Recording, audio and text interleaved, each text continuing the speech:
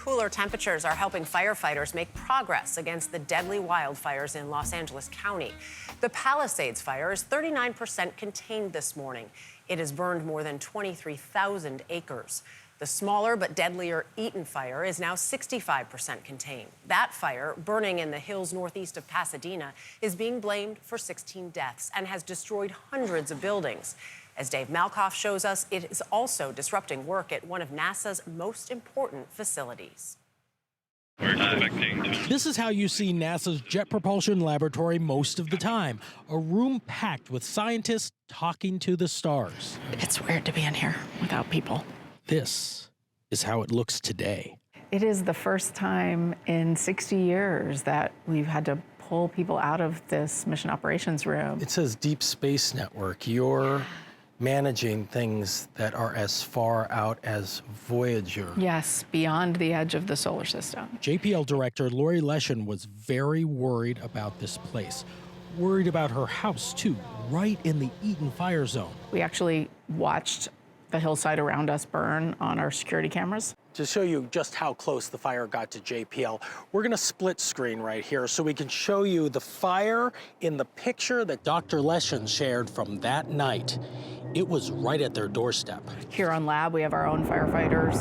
The NASA Fire Department was right in this fight, assisting other agencies. CAL FIRE helicopters snorkeling water from JPL tanks. The DC-10s dropping all the retardant. You can see the pause check lines. They've been lying here on the hillside. This is the NASA Jet Propulsion Lab. Yes, it is. It's right in the middle of the burn zone.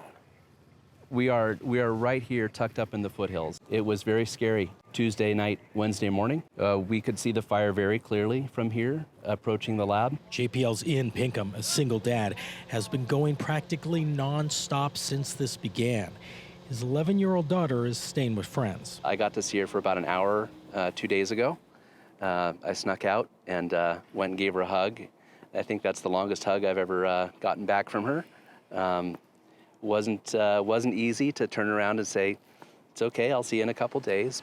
He was here, keeping JPL safe. They were very concerned at that point. Yes, absolutely. We were meeting at that point and thinking that you were going to lose buildings, maybe. Yeah, preparing for an eventual fire, yeah. Deputy Director Leslie Livesay was one of more than 200 JPL employees whose home is now gone. You lived somewhere for 21 years. You know, my niece lived with me, and so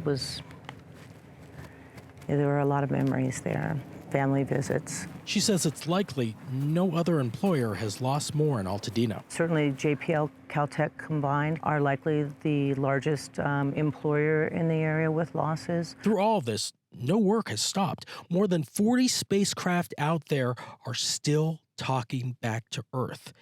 This room is how the universe understands its nature.